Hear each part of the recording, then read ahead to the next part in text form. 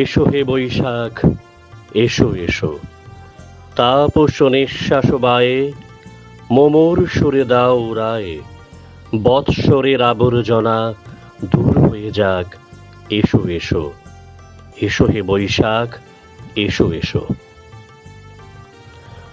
সময়ের চাকা আরো এক পাক ঘুরে এলো। বাংলা বর্ষপঞ্জিতে আজ রোববার শুরু হলো 1431 সনের দিন গণনা। বাঙালির জীবনে বৈশাখ মাসের এই প্রথম দিনটি কেবল বর্ষ শুরুর সূচনা দিনেই সীমিত নয়, নতুন বছরের নতুন দিনটি উদযাপিত হয় সবচেয়ে বড় উৎসবের উপলক্ষ হিসেবে। ঋতুভিত্তিক এই অসাম্প্রদায়িক উৎসব পালিত হয় বাঙালির ঘরে ঘরে। তবে অন্যান্য জাতি ধর্মের মানুষও বাংলা নববর্ষের আনন্দে গা ভাসিয়ে থাকেন।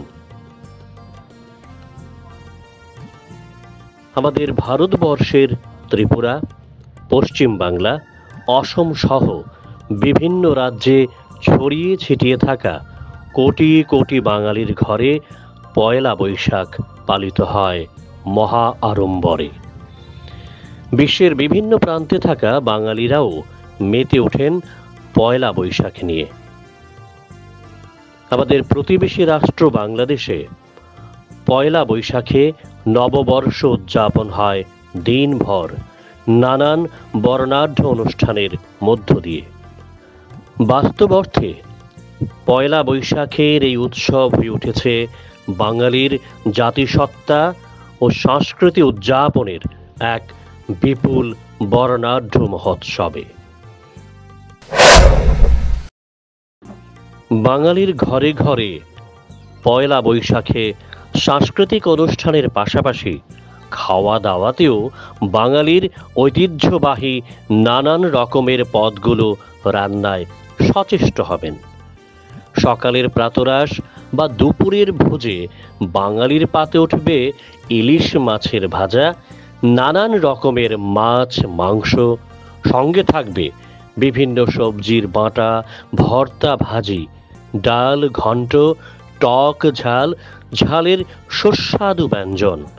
বাদ পড়বে না মিষ্টি এবং দই। নতুন বছর মানেই একটি নতুন সম্ভাবনা। নতুন বছরে নতুন দিনের এই উদযাপনে পুরনো বছরের ব্যর্থতার গ্লানি, অক্ষমতার আক্ষেপ কাটিয়ে নতুন উদ্যমে দেশ, জাতি, সমাজ ও ব্যক্তি জীবনের সমৃদ্ধি অর্জনের প্রেরণাও থাকবে। প্রত্যয় থাকবে সব প্রতিবন্ধকতা অতিক্রম করে প্রগতির পথে দৃপ্ত পদক্ষেপে এগিয়ে যাওয়ার।